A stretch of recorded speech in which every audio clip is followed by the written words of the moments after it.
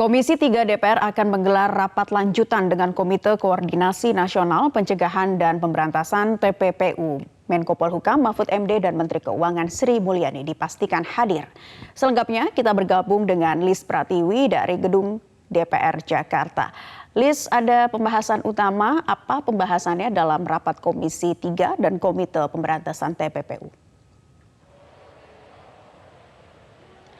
Naila, rapat antara Komisi 3 DPR dengan Komite Koordinasi Nasional Pencegahan dan Pemberantasan Tindak Pidana Pencucian Uang akan membahas terkait isu transaksi janggal senilai 349 triliun rupiah di Kementerian Keuangan.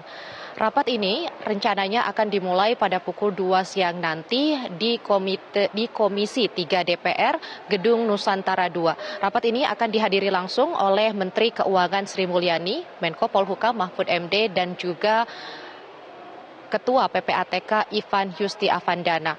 Ketiganya pun dipastikan akan hadir langsung di lokasi. Sementara itu, rapat pada hari ini merupakan rapat lanjutan dari pertemuan yang telah dilakukan antara Komisi 3 DPR dengan Mahfud MD pada 29 Maret lalu. Dalam pertemuan tersebut, Komisi 3 DPR memang memutuskan untuk menskors rapat dan melanjutkannya di kemudian hari yang kemudian diputuskan pada hari ini tepatnya pukul 2 siang nanti. Naila. Ya, lalu sejauh mana pembahasan terkait isu transaksi janggal yang mencurigakan ini, Lis?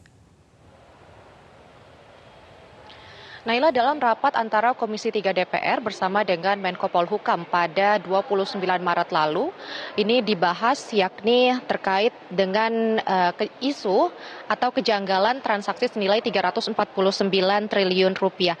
Dalam rapat tersebut ini diwarnai dengan debat panas. Wakil Ketua Komisi 3 DPR Ahmad Sahroni yang saat itu memimpin jalannya rapat kemudian memutuskan untuk menskors dan melanjutkannya pada hari ini dengan memanggil Menteri Keuangan Sri Mulyani dan juga Menko Polhukam untuk disatukan dalam ruangan yang sama. Dalam rapat tersebut, Menko Polhukam Mahfud MD juga menjelaskan terkait dengan transaksi janggal yang disebutkan oleh Menteri Keuangan Sri Mulyani senilai 189 triliun rupiah. Menurut Menko Polhukam bahwa data tersebut tidak ada perbedaan dengan yang disebutkan oleh Menko Polhukam dan itu bukanlah kesalahan dari Menteri Keuangan karena diduga ada penutupan akses informasi. Sementara itu juga dengan tidak adanya perbedaan data tersebut, maka Komite Koordinasi Nasional Pencegahan dan Pemberantasan TPPU juga akan membentuk satuan tugas.